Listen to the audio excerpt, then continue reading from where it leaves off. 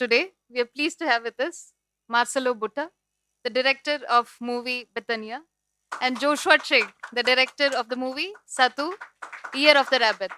Thank you. Thank you. Welcome to the prestigious platform of International Film Festival of India. Thank you so much. I'm very happy to be here. Before the press conference begins, I wish to let you know that this press conference is being live streamed so that film lovers and our friends in media can access the proceedings remotely. I request the audience to keep their phones on silent. Now, coming to the synopsis of the movie, uh, first, Betania. Betania is a 65-year-old family matriarch who's undergoing a turbulent ride on the ever shifting sands of time.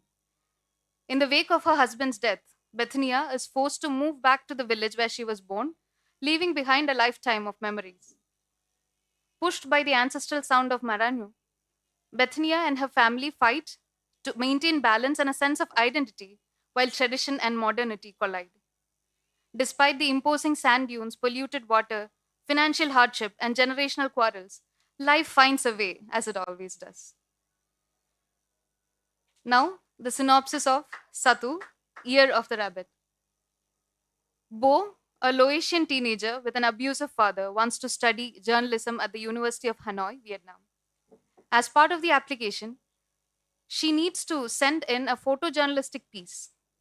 Inspired by a project that could see her escape grimness, she sets off on a journey that takes her to the Fa Thang temple, where she meets the young orphan Satu, taken in as a baby by the head monk.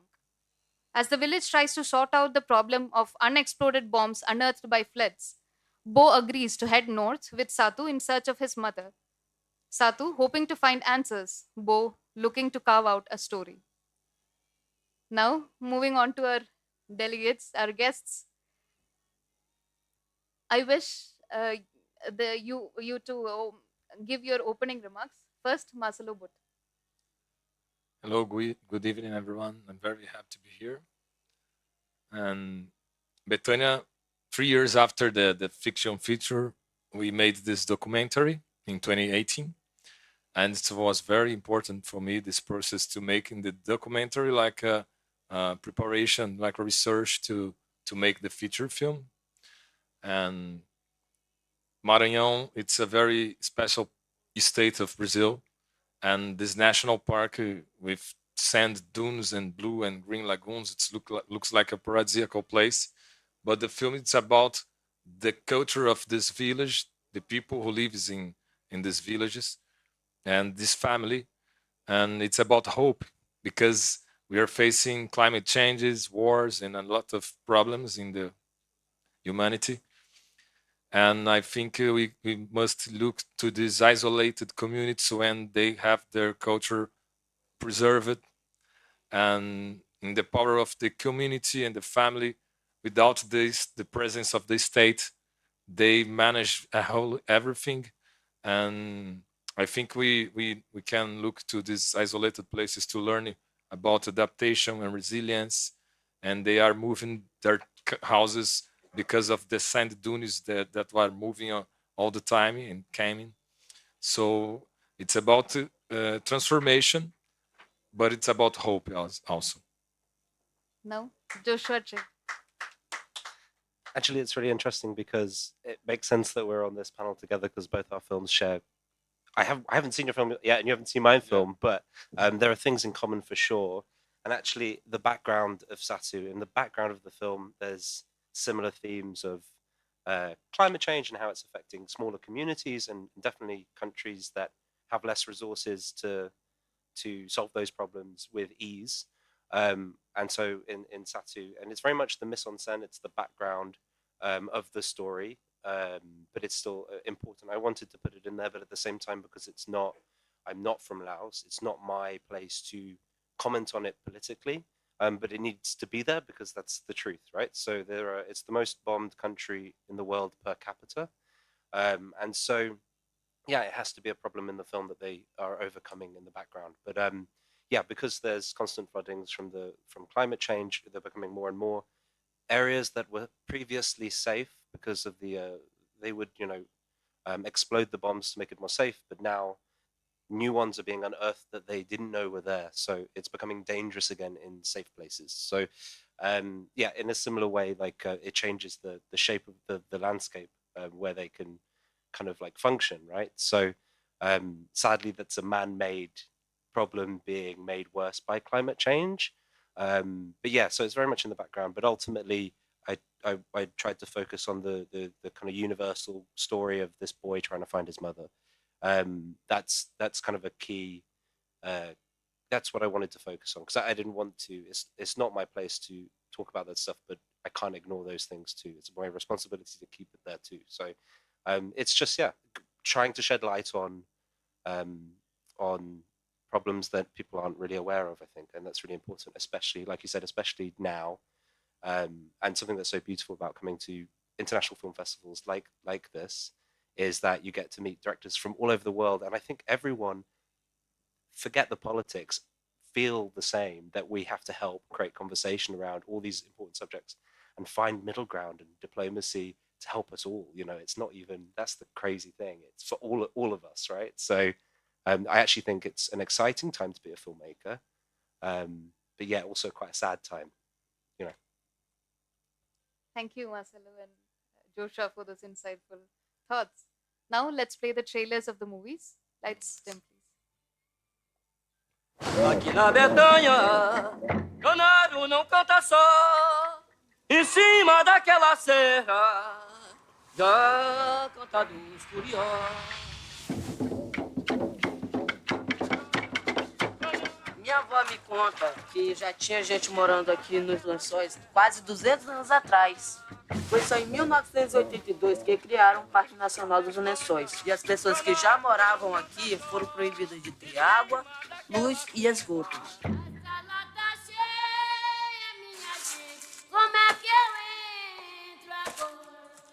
A barreirinha tem mais estrutura. Tem mais barulho, Juscelia. Não tem mais cabimento, a senhora viver no meio do nada aqui.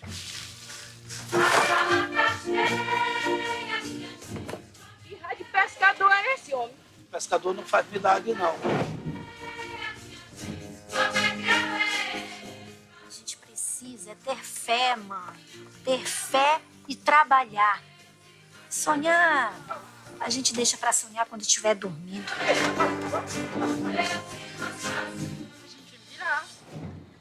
Filha, on arrive de là, là.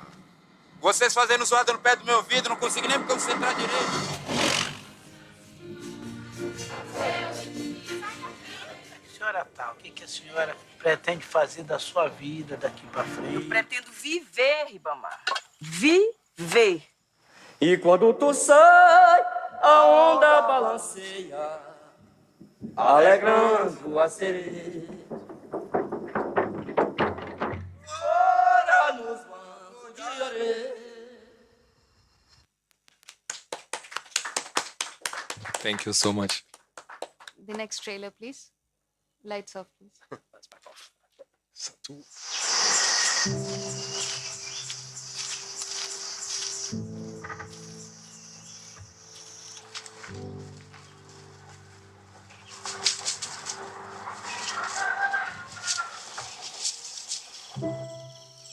ถ้าเจ้าได้ถึงจะย้ายไปอยู่ฮานอยว่ะ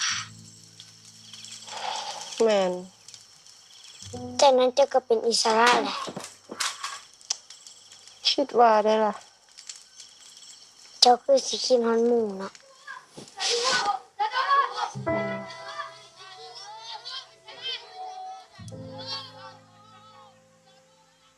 สาธุไม่ขอถามอย่างตัวเนี้ยได้บ่ถามได้เลย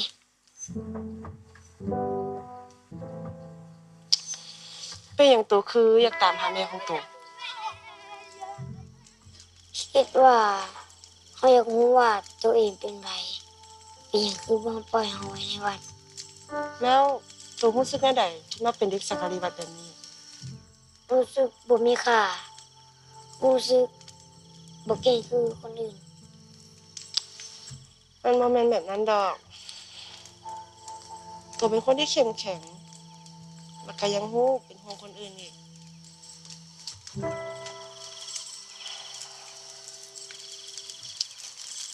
โอเคคำถามสุดท้าย ตัวคิดว่าเขาสิเจอแม่ตัวบ่แล้วคันเจอเราตัวสิมีความสุขบ่ กะบ่ฮู้แหละ เต้ยว่าเดี๋ยวก็ฮู้เองแหละ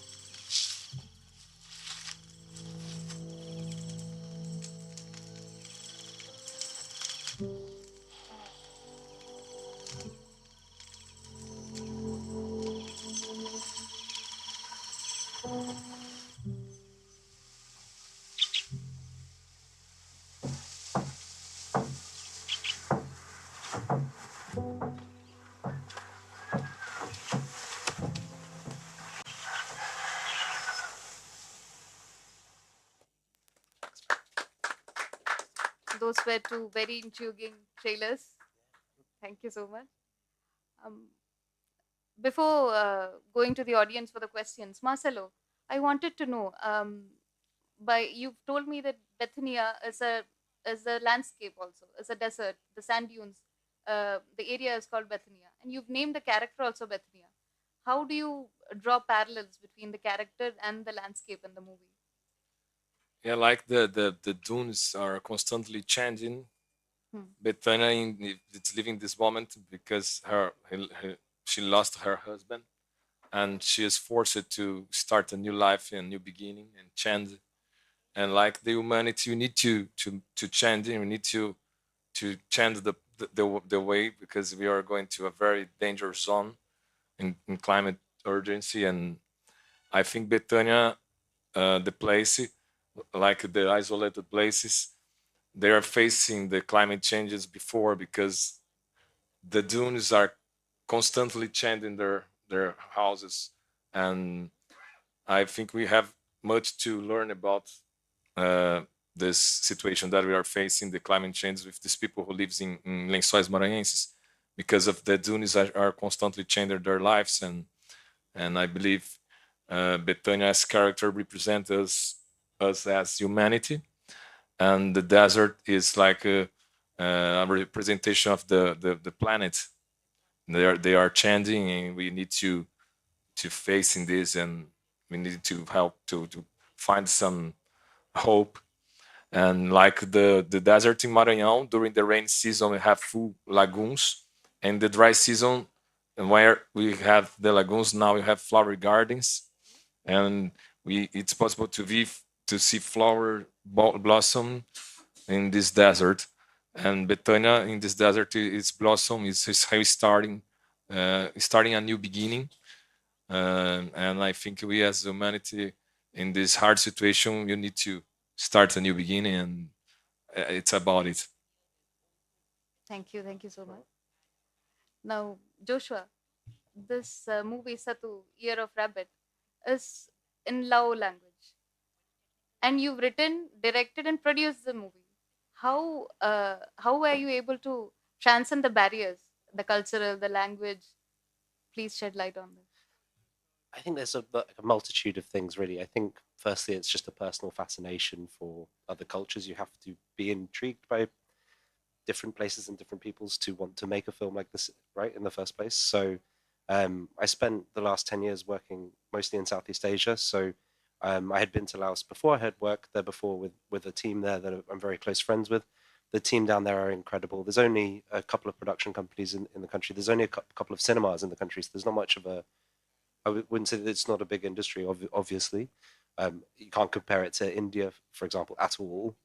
So it was really great working down there, meeting people like me. And I think, again, coming back to the beauty of filmmaking, meeting someone halfway across the world from where you live and going, you're like me, but from Laos. We're into this exact same stuff. That's completely insane.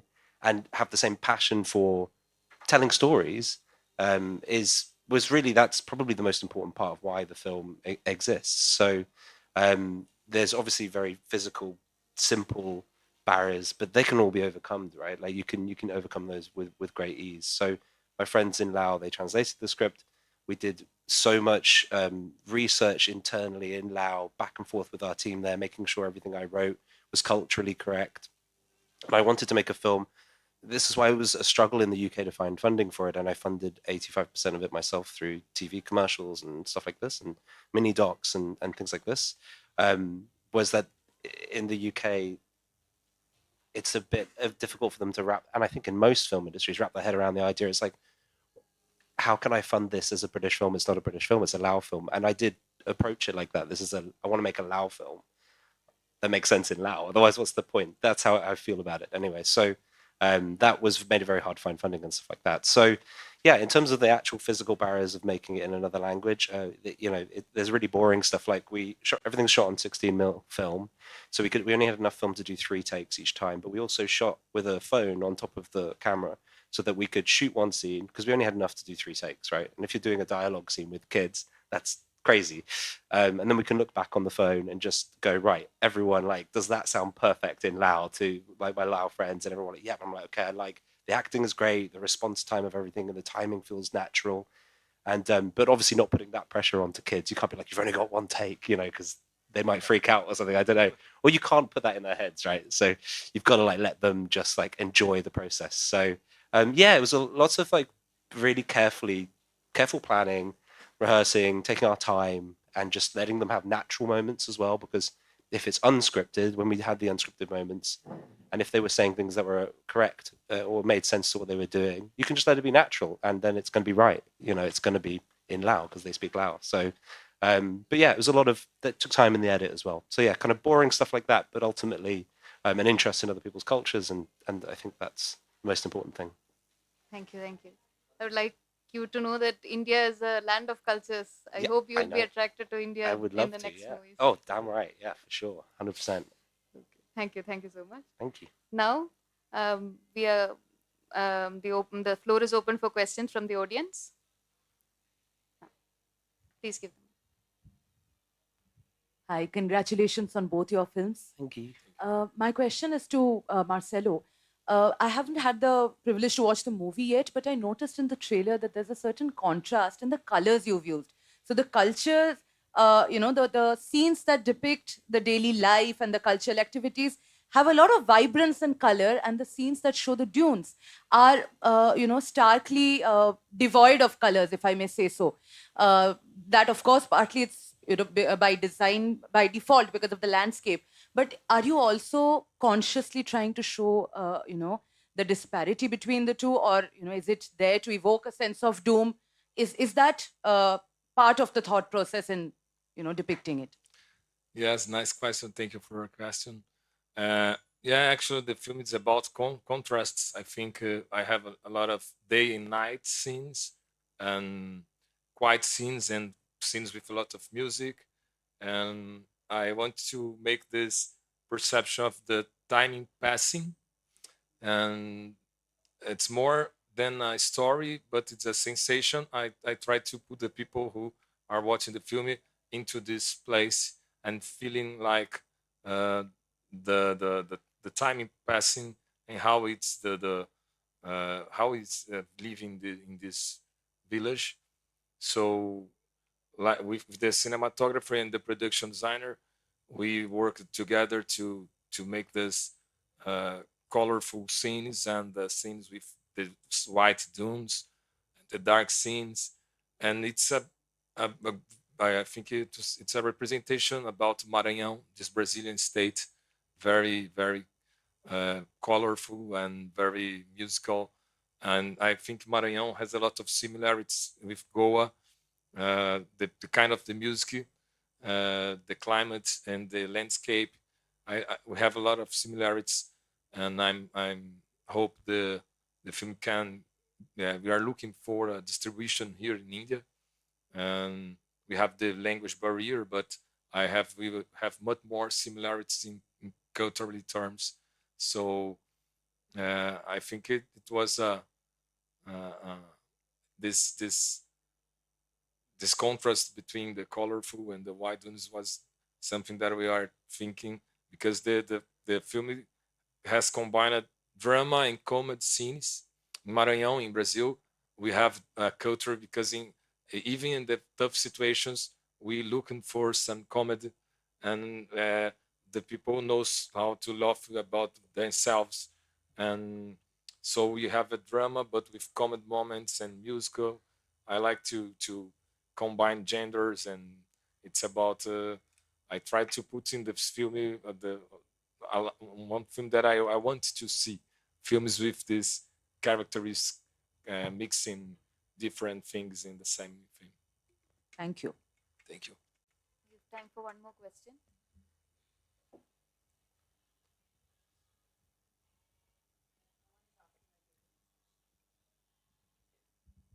My question to Joshua this time. You spoke Thanks. about, climate change. I think that was a thread that ran theme, through yeah. both your opening remarks. How effective do you think movies as a medium are in taking the urgency of this message to the audience? The reason I'm asking you this is because in India, we tend to view films as a source of entertainment primarily. So even when there is a message underlying it, there is still a sort of compulsion to ensure that it is not preachy and that the message is, Right. sort of subtle and subliminal. So, but climate change as a topic is something that has to be in your face to send the message across. So, how would you say we tackle this? I mean, I think the problem is obviously the beauty of storytelling is you can do whatever you should be able to do whatever you want. And I think that's the point of any art form, right? You send the message how and when you want to. And so, but I think like, for me, for me, the most important thing is telling a story that feels human, but also just something that feels honest to me, to my experiences. And I think that's how you get to make something that feels honest, and then people will feel more connected to the film. So I think it's about making people feel connected to the story so that they take in the message. So it doesn't have to be punchy and hard, because that you can do that. But for me, that's something that when I see stuff like that, it turns me off, So there was that big Hollywood film where there's a meteor crashing into the planet, and they're kind of, what's it called? Don't Look Up or something like that. And it's all it just came across very in your face and very, almost preachy. And I think that's the problem. So I think everyone has a responsibility to be conscious of it, and we just all have to pull our weight in some capacity. It's very easy to say, throwing away one cup is the tiny 0% doesn't make any difference, and sure, maybe, but it doesn't matter. It's a social mentality, right? And we all have to learn to do better with that stuff. But yeah, with storytelling, I think that if you can keep people interested, then every good message is a message received in some capacity. So it's just try to do something, I guess. But yeah, it's important now. Sadly, it's the way it is. Thank you. Thank you very It's much. I appreciate it. If Thanks. I can comment it, because this thematic is very interesting. It's very tough to talk about climate changes because the people have the idea that it's a boring theme. And in Betania, that's not the main theme. So we use the climate changes in very musical way. We have a scene with the fisherman who's trying to take the fish, and they take garbage from the sea, a lot of garbage, because the condition the sea we have a lot of garbage for a lot of parts of the world going to Maranhão. And he are a very talented percussionist in Brazil. So there's a scene when he starts to make music with the garbage, and the people love because we are showing this situation, but in a not very obvious way, and using the music and the sensation in not only a discursive and narrative way, talking about this directly. It's more like a sensation than an explanation. Subconscious as well, right? And I think that can be more effective in the long run. But yeah, interesting. Yeah, stuff. because the people I think the people don't like to talk about this situation. Yeah, it's true. Yeah, they don't want to really. These artistic expressions are the way to let people also know that we are going through this. We have to make our own individual contributions to live a better life. Yeah, for sure. Yeah. Thank you so much, Thank you Marcelo, so and much. thank you so Appreciate much, Joshua. Now, we hope that the discussion and the insights shared today will take the message of the film to a wider audience through the media. Thank you so much. I would like to present a souvenir on behalf of Press Information Bureau. Thank you. Thank you. Thanks, guys. Thank you.